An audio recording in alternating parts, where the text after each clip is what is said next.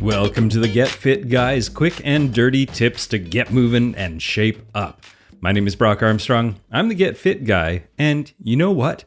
Science and anecdotal evidence both agree that just a few minutes of exercise per day can boost your current mood and protect against future bouts of depression.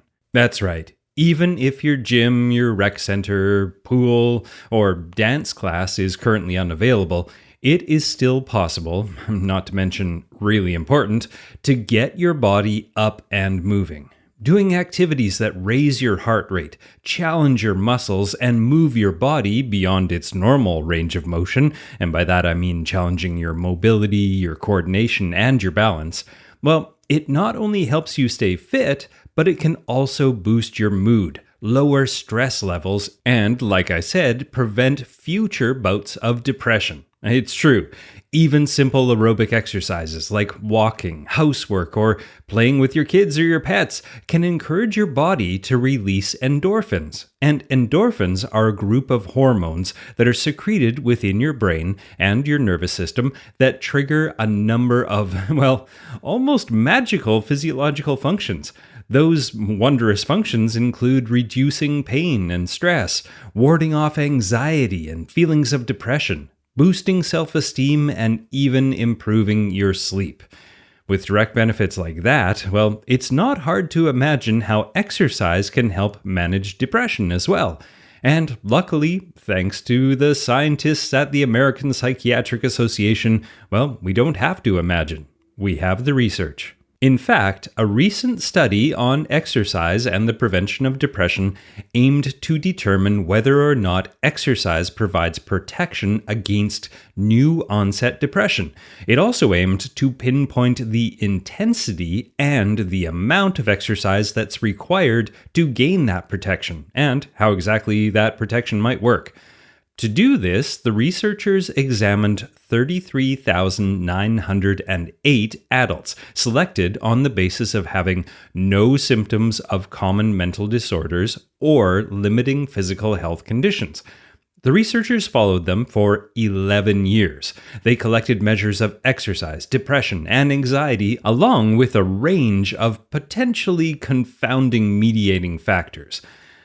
What they concluded was that regular exercise of any intensity does indeed provide protection against future depression.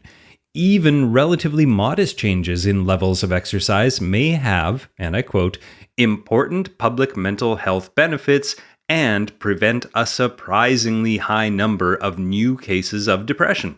Now, the study suggested that 12% of future cases of depression could have been prevented if the participants had engaged in at least 1 hour of physical activity each week. Interestingly, the majority of the protective effects occurred at low levels of exertion and were observed regardless of intensity. Then there's another study called the Hunt Cohort Study that followed thousands of participants in Norway for 9 to 13 years. For that study, they found volunteers by inviting the entire population of Norway, aged 20 and older, to fill out a basic screening form for depression and anxiety. After reviewing the submissions, they invited, well, the happiest 70% to participate. 8,400 were excluded due to some serious physical illness, which left nearly 34,000 people in this study. Now, potentially confounding data such as smoking status, BMI, resting heart rate, and demographic data were collected at various visits over the years. Then blood pressure, heart rate, weight, height, and waist and hip circumference were measured by specifically trained nurses. The research team also accounted for variables that might impact the association between exercise and common mental illness.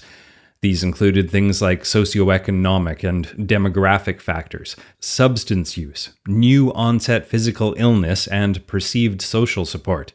In the end, about 22,500 participants completed this study.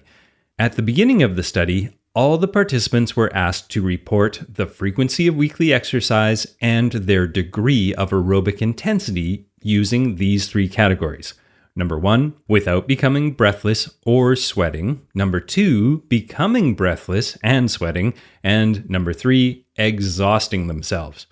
During the follow-up stage of the study, participants completed a self-report questionnaire using what is called the Hospital Anxiety and Depression Scale to indicate whether the subject was experiencing any anxiety or depression during the years of the study. And, in a nutshell, at the end of the study, those participants who exercised were less likely to develop depression than those who didn't exercise. And the cool thing is, it didn't matter how much exercise they did as long as they did some kind of deliberate physical activity for a minimum of 1 hour per week. Yep. According to the study, only 1 hour of exercise for the entire week, and it also did not matter how intense that exercise was. It could be a leisurely bike ride, CrossFit, spin class, or yoga, and we'll get into some other creative options in a little bit. Now, the research author, Samuel Harvey from the Black Dog Institute of UNSW, stated, "We've known for some time that exercise has a role to play in treating symptoms of depression, but this is the first time we have been able to quantify the preventable potential of physical activity in terms of reducing future levels of depression. These findings are exciting because they show that even relatively small amounts of exercise from 1 hour per week can deliver significant protection against depression." And that is good news for all of us who just can't or don't want to commit to a daily or a lengthy gym session or can't even imagine signing up to run a marathon.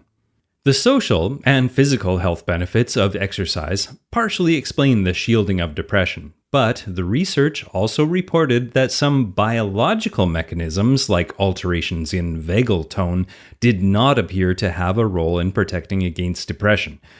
So, if the social benefits of exercise make the real impact, it would appear that simply getting out and about, getting your heart rate up and engaging in some active self-care is what makes the real difference.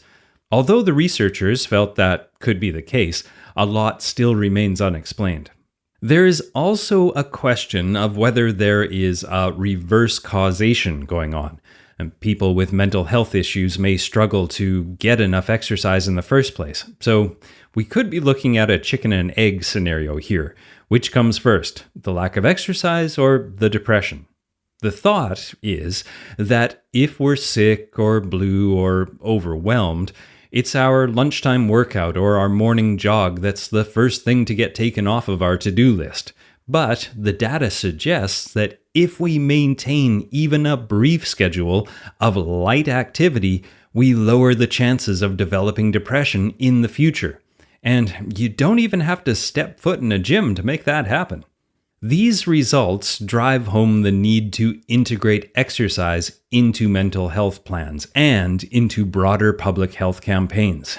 If we can find ways to increase the population's level of physical activity, even by a small amount, we will likely see substantial physical and mental health benefits across the board.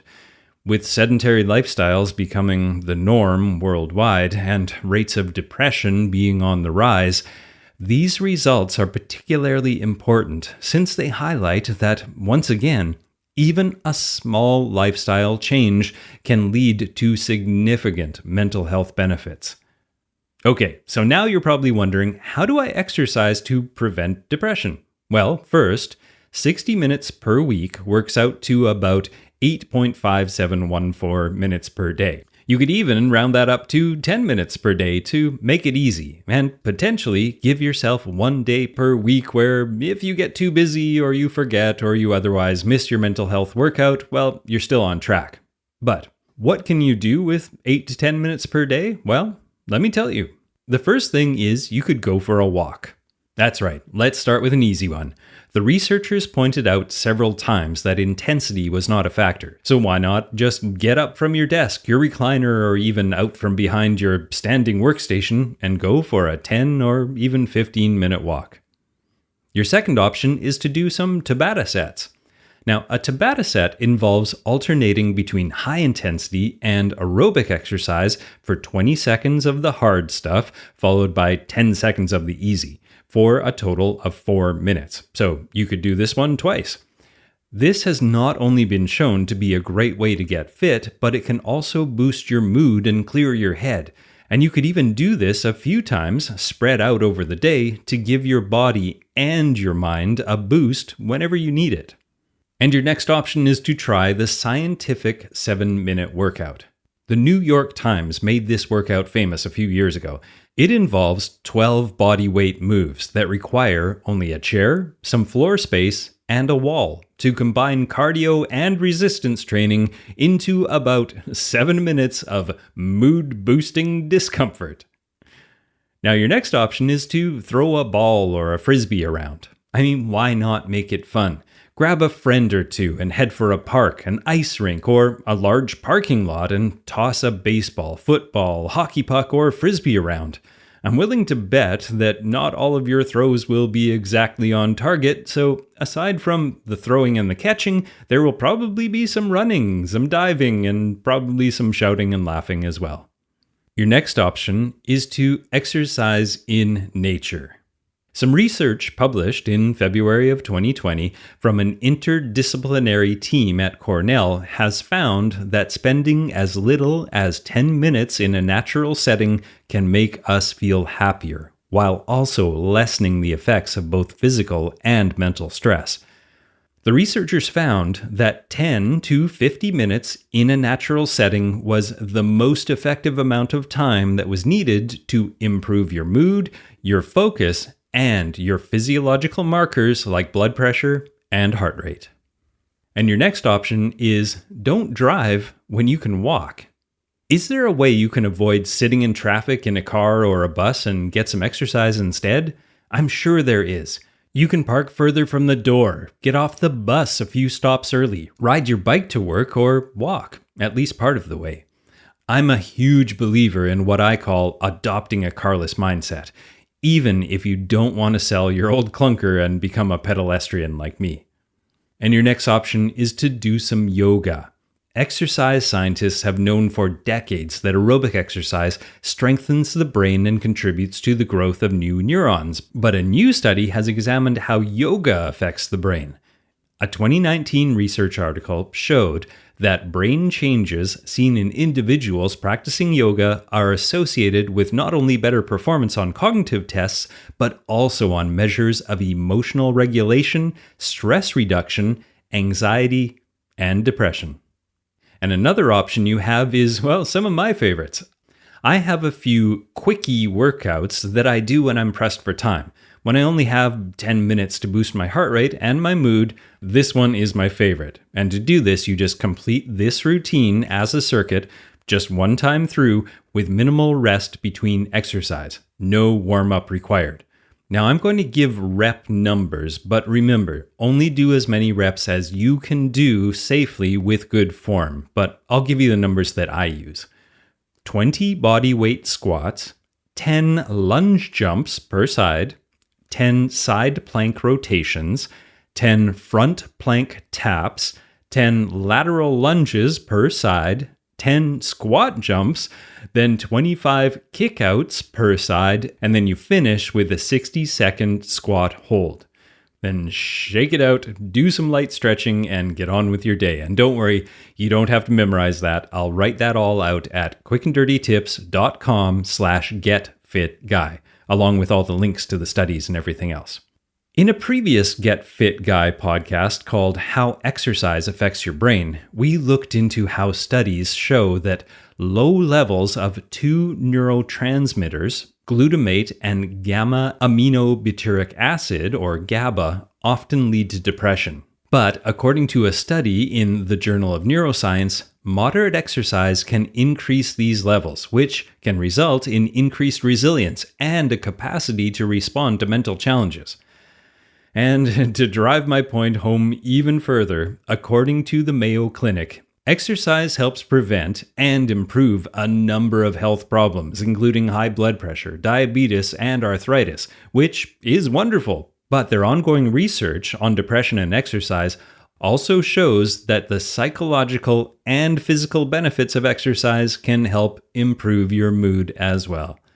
Finally, even though the links between depression and exercise aren't exactly clear, what is clear is that working out, pumping iron, hitting the bricks, pounding the pavement, and all other forms of getting your body moving can definitely ease symptoms of depression, protect against future episodes of depression, and just make you feel darn good.